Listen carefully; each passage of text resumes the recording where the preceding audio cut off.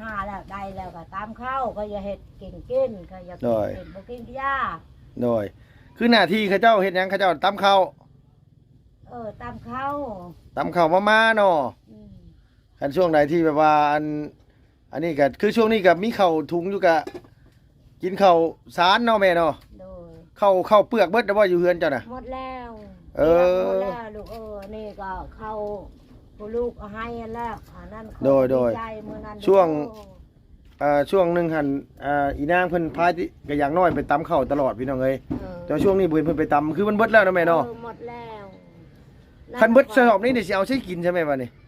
จะเอายังกินอดเอาไปหาหน่อไม้น้ำมอกนี่เขาคายหน่อไม้เจอชื่อเข้ากระป้องลูกไปเฮ็ดเวียกคันคือเข้าไปเฮ็ดเวียกงานเจอเอามาซื้อเขาซื้อเขากระป้องนี่แหละเขากระโลบางเทื่อก็คันเวียดผู้ใดสงสารเจอลูกเฮายืมน้ำเวียดโดยเอานั่นก็เฮ็ดเขาตรงนึงลูกเฮายืมขาดเลยมื้อนั้นบ่มีหยังกินเลยเฮาก็ยังบ่มีเอาแล้วบัดมาเฮือนลูกเฮาจนน้ำตาตกจนให้บัดลูกเฮาเฮ็ดเฮาให้กันว่าให้เฮ็ดหยังแน่ว่าให้ลูกอย่าโบจักติดเข่าอุดน้ำเนี่ยจะสิกินยังยังแต่ฝนตกลินอันนี้ยังเพิ่นบ่ได้ตกแน่ก็คล้ายๆแน่กันฝนตกลินให้ได้ลูกคันฝนตกคันยามฝนตกลิ้นน่ะมันลำบากเนาะแม่เนาะลำบากข้าวกินบ่มีเนี่ยมันลำบากเนาะก็แม่นแหละลูกเฮาไปยืมน้ำเบียดขายขนมมันเด้โดยเบียดก็สงสารว่าเจ้าจะได้จักเป้าพาว่าลูกว่าแต่เป้านึงก็พอให้เขาแล้วเขาหาเงินไปให้เขาป่ะนี่ไปหารับจ้างก็ชงคืนให้เขา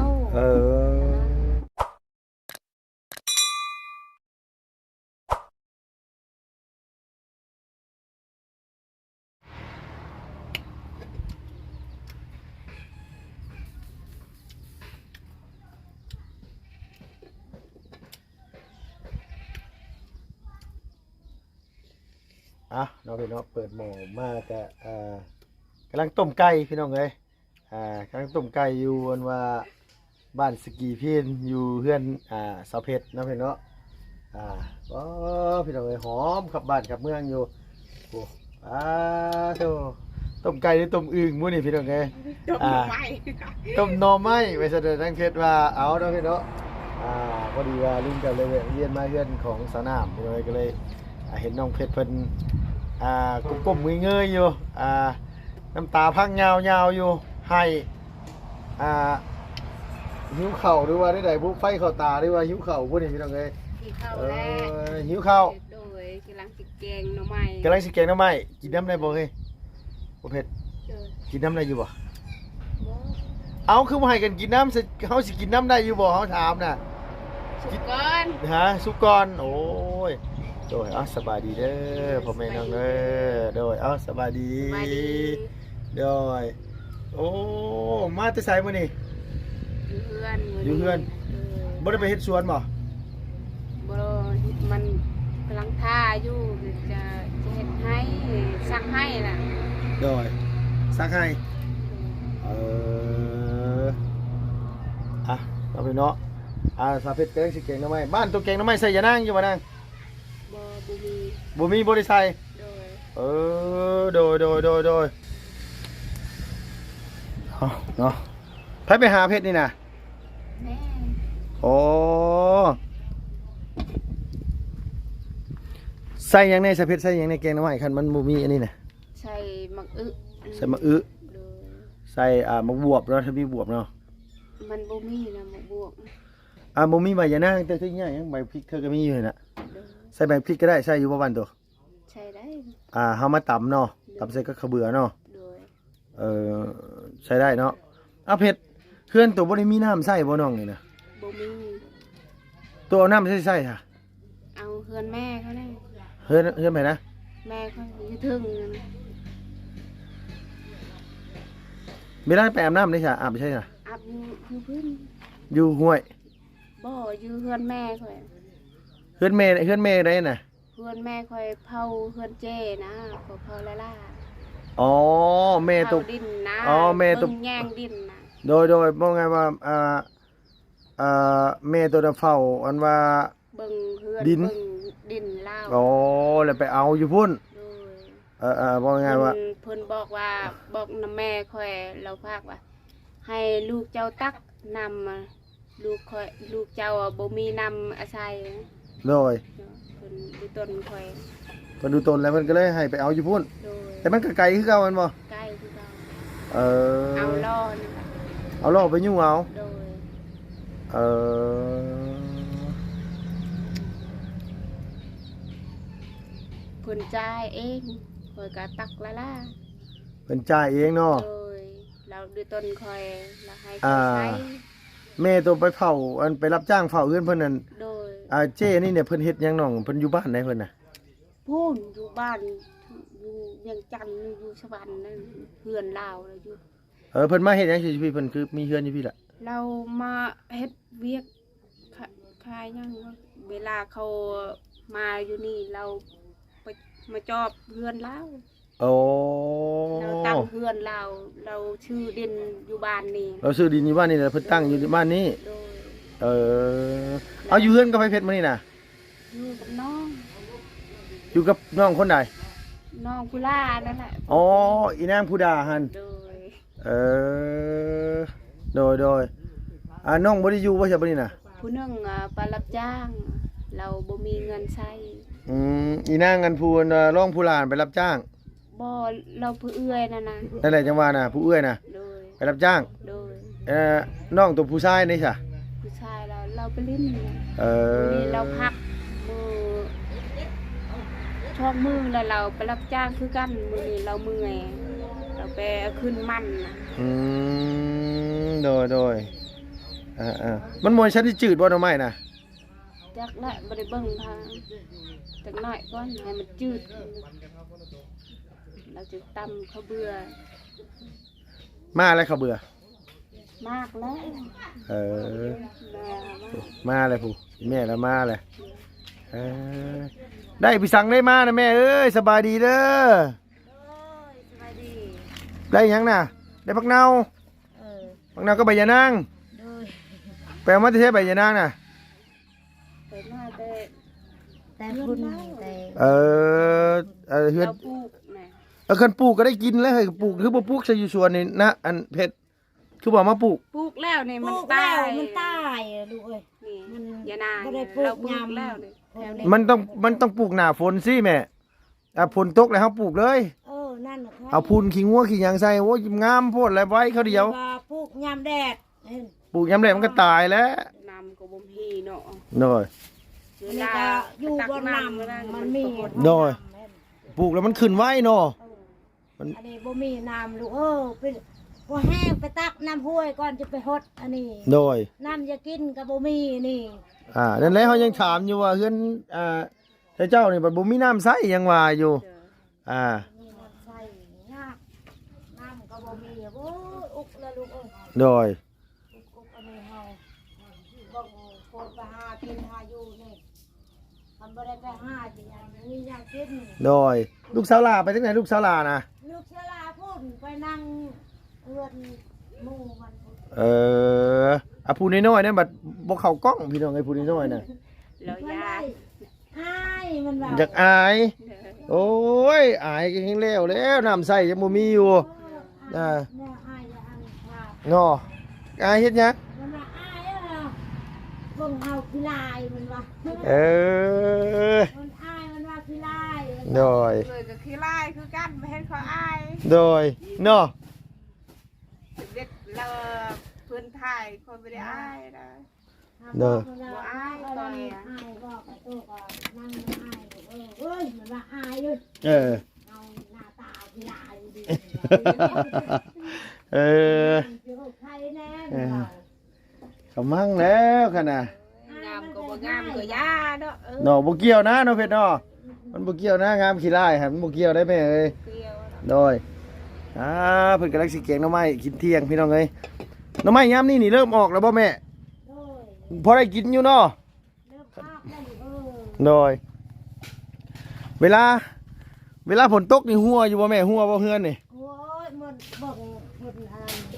หัวแห้งเลยเนาะ บ่มีบ่นอนเลยลูกเอ้ เอย โดย อยากเบิ่งนิทานนี่ก็ขาดหมด โดย ลมแห้ง ไผวัดนี่ก็ขาดเบิดเลย มันสิขาดหม โดยเอ้ยหมักเพชรก็เอาหมักเพชรอยู่สวนนี่ว่าเพชรใส่ บอกบ่ได้ชื่อแล้วดีนะ โดยเป็นแล้วเนาะ โดยมันเป็นแล้วมันเป็นมากนะ โอ้เป็นลายอยู่ได้พี่น้องเอ้ย เบิ่งเฮ็ดแม่เขาจะเฮ็ดเนี่ยจะได้เลย อ๋อเฮ็ดนี่ก็ใส่แกงเฮ็ดก็ได้สิเป็นหยังใส่ดูแล้วใส่แกงหน่อไม้เฮ็ดขาวเป็นบ่นาง แม่น อืม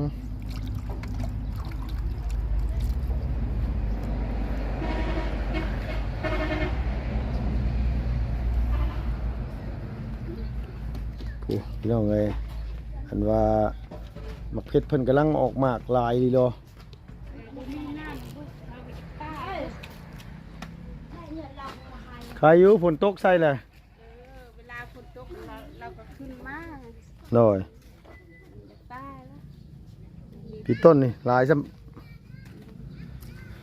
ได้ชื่อแล้วเดี๋ยวนี้นะ พอได้กินเนาะบ่อยากซื้อหรอกคันมาครับปลูกเองล่ะ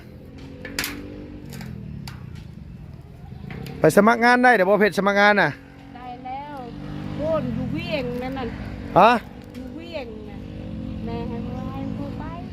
อยู่เวียง โดย ไปเฮ็ดหยังอยู่เวียงน่ะ ไปแม่บ้านเขา เออ ทูเฮือนและล้างถ้วย ถูเฮือนล้างถ้วยซักผ้า โดย เฮ็ดกับข้าวกับน้ำเป็นอยู่บ่ ไปช่องคนกับหมูเฮ็ดและหมูสานเอาแหละ เออ ช่องคน สิไปมื้อใดใช่บัดนี้ไปได้สิได้ไปอยู่บ่หรือบ่ไป บ่ไปแม่ให้มาให้เขาไป เออ ไก่โพดจ้างรถกับช่องจ้าง ชอบจ้างรถกับสองจ้างคือหยังวะ จ้างต่ออีก โดย บ่มีเงินนะเงินอายฝากมาแต่นั่นแหละเพิ่นมาให้อะเบิดแล้วเขาซื้อชาบูซื้อยาสระแน่ โดย ซื้อหลายอย่างนะมัน โดย ขาดอยู่เพื่อนนี่นะซื้อ มันก็เบิดไปเนาะ โดยแล้วก็400,000นะ โดย นี่ก็มีแต่ยังเข้านั่นแหละเพิ่นพากขอบใจ โดย เด้อคนละ พอได้กินเนาะน้องเนาะ โดย พี่น้องเอ้ย ก็ค่อยก็ลำบากละเขากินก็บ่มีแล้ว โดยคือเฮือนเพชรนี่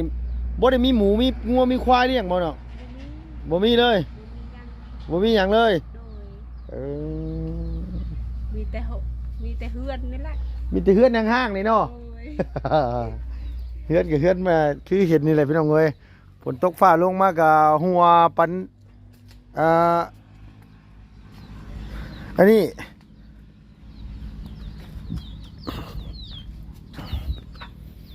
สุกเลยบ้างหน่อไม้ก็ได้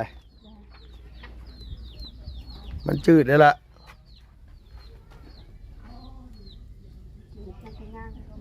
แล้วตัวกระซิบมึงตีเผ็ด เอาบวมก่อน โดยฮะ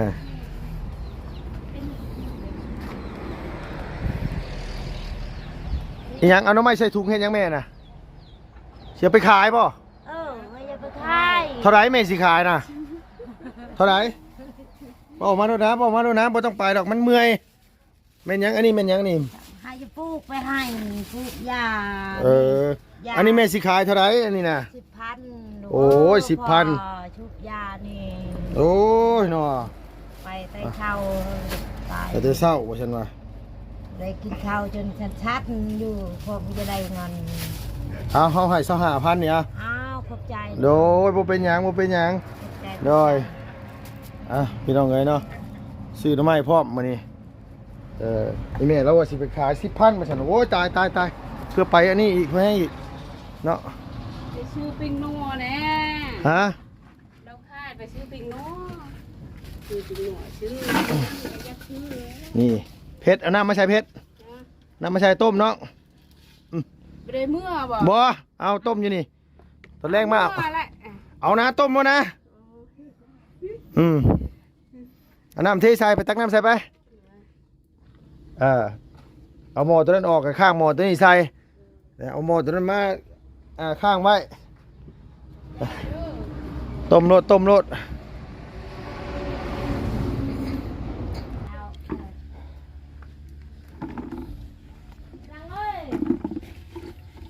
อกน้ำโอ้ยแดดไอ้นี่เด้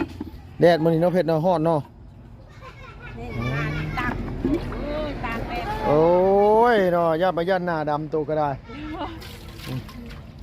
ได้สบายคือหมูหน้าเป็นข้าวเด้คือหมูเลย โอ้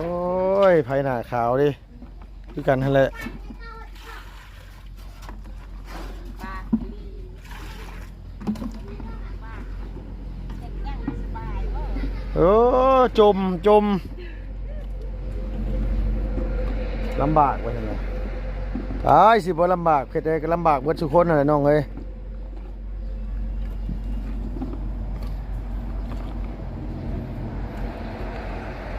โอ้ยน้ำในใส่ซอยกับบ่มีน้ำใส่พี่น้องเอ้ยมื้อนี้หั่นน่ะว่าสิย่างวนไปหากับบ่มีเบิดซ้ำนี่ต้มน้ำมันสิชุกอยู่บุมื้อนี้ตกตัดออกติเผ็ด เอาไม้เนาะ เอาผ้าตัดออกหั่นเป็นยากบ่ช่างพูนผ้าพูนน่ะพูนได้เพชรผ้าแล้ววะน่ะ ไอ้เจ้าเอามีดก่อนนะ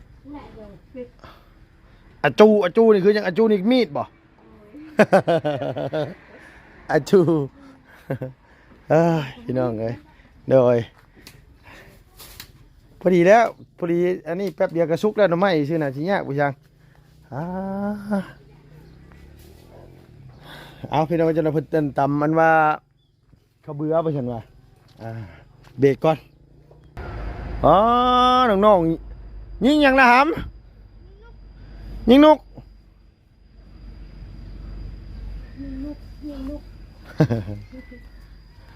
ยิงนกไปฉันว่าโอ้ยเนาะเอาคือบ่เผ็ดตัวคือบ่อันมาใช้น้ำกันเลย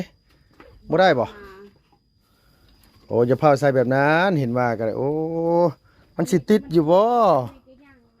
มันสิติดอยู่บ่ไว้ใส่แบบนี้น่ะติดบ่อย่าเผา แม่เนาะแม่อับทางในก็ใจเฮาเสียงเลยก่อน เนาะโอ้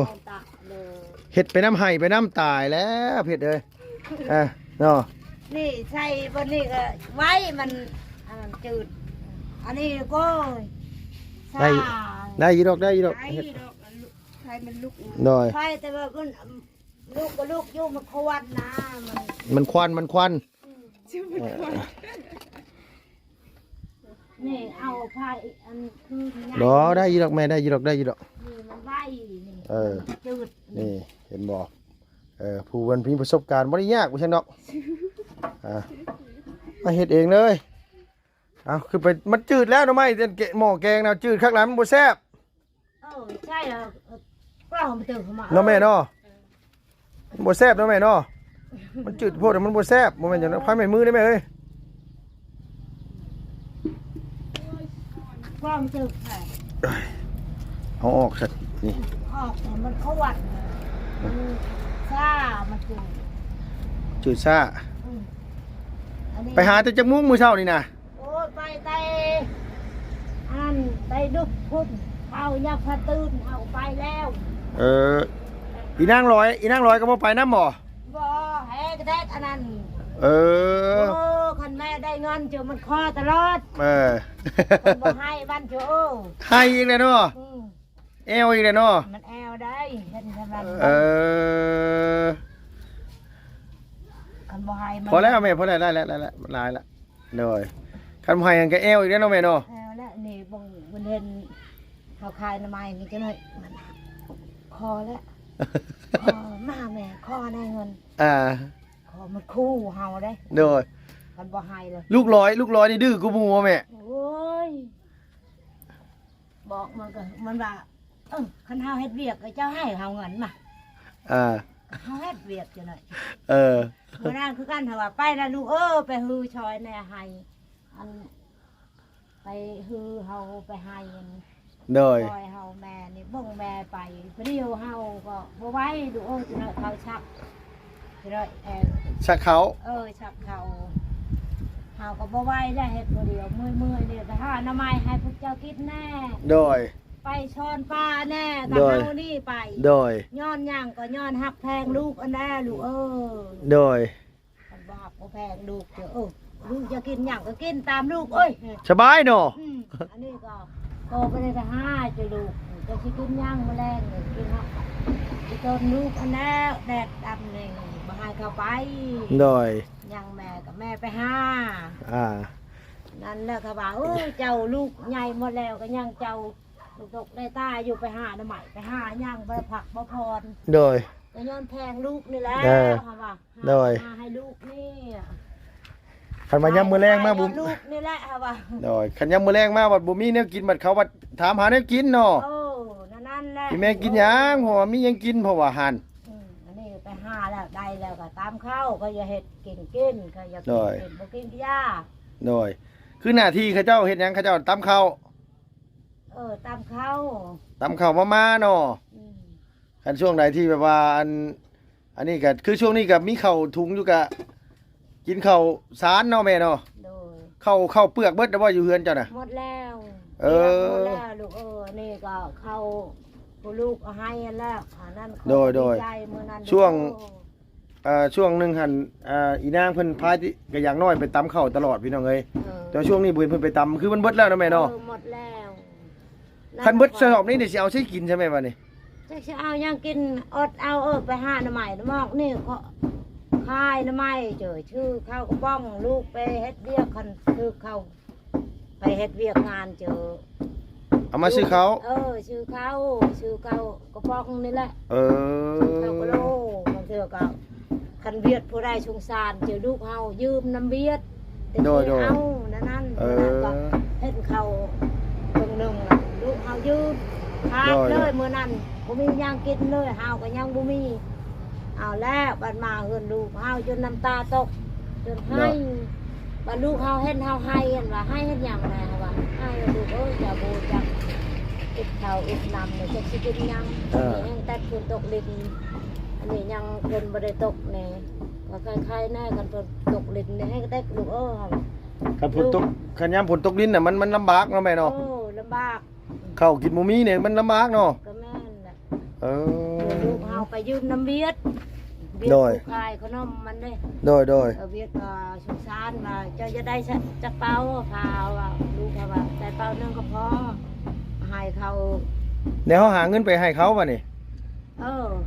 เออ ไปหารับจ้างก็ชงคืนให้เขา เออโด ได้ ย แสนหนึ่งก็ให้แสนหนึ่งได้200,000ก็ให้200,000 โดย คือลำบากชุดนี่แบบว่าเขาขออย่าตถามแม่นี่ลำบากชุดนี่ตอนที่ลูกยังน้อยดีกว่าอันนี้ลำบากแต่ใดมาพ่อแม่ดูนี่แหละ ลำบากลูกลำบาก คือช่วงยามฝนนี่แห้งลำบากเนาะ แห้งลำบาก ยามฝนลิ้นฝนตกสิเนาะแม่เนาะ มันว่าได้บอนเฮ็ดเวียกเฮ็ดงานใครแน่คือแต่เก่าอันคือเขาขุดมันขุดอีหยังเขายังลกมันก็ได้ไปเฮ็ดตลอดนี่ก็เฮ็ดแล้วจักสิเฮ็ดหยัง โดย ลูกก็งงช้ำลูก อ่า ลูกอย่าเฮ็ดเวียกจะบ่มีวันแน่ไปเฮ็ด โดย นั่นน่ะเฮาแม่ มัน ก็อก มันเฮ็ดไม่บงไม่บิ๊กกับบ่มีเนาะแม่เนาะชั่วโมงนี้เนาะอืม มี โดย อ้าย โดย มีน้องมีใครแน่คอน้ำอายน้ำน้องอันนี้จักสิคอน้ำพายคือเว้าน่ะลูกคือเฮาเว้านำลูก มานำเพชรเนี่ยว่าคันมีอายมีน้องคันห้างคันมีอยู่กูได้ก็คือเงินอายน้องเฮาพอดำนี่มีเงินมีสามเดือนนี่เห็น โดย ได้ก็มีอายผู้ใดก็มีน้อง โดย ผู้ใดก็ฮักผู้ใดก็แพงแต่ โดย เราได้บ่มีเงินอยู่ โดย ผู้ใดก็สั่งผู้ใดก็เครียดผู้ใดก็จม อ่า เพราะว่าขี้ค้าน โดย เงินนี่ขี้ค้านมีเงินมีสามแต่ อ่า ดินอ่อนตอนหยาก็มีอยู่ก็ขี้ค้านกัน โดย เขาเว้าอะนะ เขาเว้าให้เราตะกี้เนาะ เขาเว้าบ่แม่นขี้ค้านแต่เฮ็ด แต่ว่าเราลูกหลายคน ลูกหลายคนคือเฮานี่ โดย ลูกหลายคนจะกิน หามา กับบ่คุ้ หามาสิกินกับบุกุ้มเนาะแม่เนาะ โดยหามาเลยกินกับบ่คุ้ม โดยแล้วบุ้งว่า หนึ่งซองกับเฮาเด้ โดย เฮ็ดดินข้าวดินก็บ่กว้าง โดย ที่นี่ก็คือกันเฮาเฮ็ดไปซ้ำนี้แต่นี่ขอบ โดย คุณก็มันสิก้ม โดย บางเทื่อก็ข้าวงามจะได้ ได้ 30เป้า โดย เป้าคัน โดย ข้าวบ่งาม5เป้า โดย 3เป้าเอ้าก้มกินนะลูก โดยลูกก็หลายคน ลูกก็ไล่คนแช่ๆอยู่อย่ากิน โด ข้าวย กำลังแห้งกิน โดยเขาเจ้าเป็นคนกำลังกินกำลังอยาก เออ อ๋อ นั่นแหละเอาก็ อ่า กุกลูกเอ้ย ฝนตกมากอ่ะนี่เฮือนแม่แล้วนี่บ่ได้ดีเลยพี่น้องเอ้ยนี่น่ะเฮือนอันน้ำเพชรนี่เพราะว่าฝนตกมากก็บ่ได้หม่องอยู่หม่องซ่นเลยฝนตกก็มีแต่ของเก่าเนาะแม่เนาะสังกะสีแอมเอามีแต่นี่แอมเอาซื่อเอาสู้ๆแม่เอ้ยบ่ได้อยากได้หยังดอกน้ำใส่นี่กับพ่อนี่เนาะแม่เนาะเอาน้ำมาให้ลูกเฮ็ดเหล้าใส่นี่เนาะพอได้ให้น้ำในใส่นี่ก็ถือว่าดีแล้วพี่น้องเอ้ยน้ำใส่ก็บ่มีแม่แล้วก็ได้ น้ำใส่ก็บ่มี โดยอาบน้ำห้วยน้ำหนองโอ้ยขมั่งว่าฉันว่าเอาเราพี่เนาะโดยสู้แม่เอ้ยผู้ใดสิบ่อยากซอยแล้วเนี่ยบ่พี่น้องเอ้ยแม่แล้วก็จมอยู่เอาเนาะมีแต่ว่าสำหรับคลิปนี้กับพี่น้องไอ้ลุงกับเขามาเยี่ยมมายามเนาะทางน้องเพชรเพิ่นกำลังสิแกงหน่อไม้เนาะโตะว่าฉันว่าแม่เราสิไปขายหน่อไม้เมื่อกี้นี่มีเงิน25,000ก็เลยให้แม่รับไปเลยนะพี่เนาะเราจะขาย10,000มาซั่นเนาะอยู่ดีมีแห้งพี่น้องอย่าเจ็บอย่าจนน้ำไปรวยสุขภาพภายในแข็งแรงเนาะพี่เนาะไปแล้วพี่น้องบ๊ายบายสบายดีเด้อ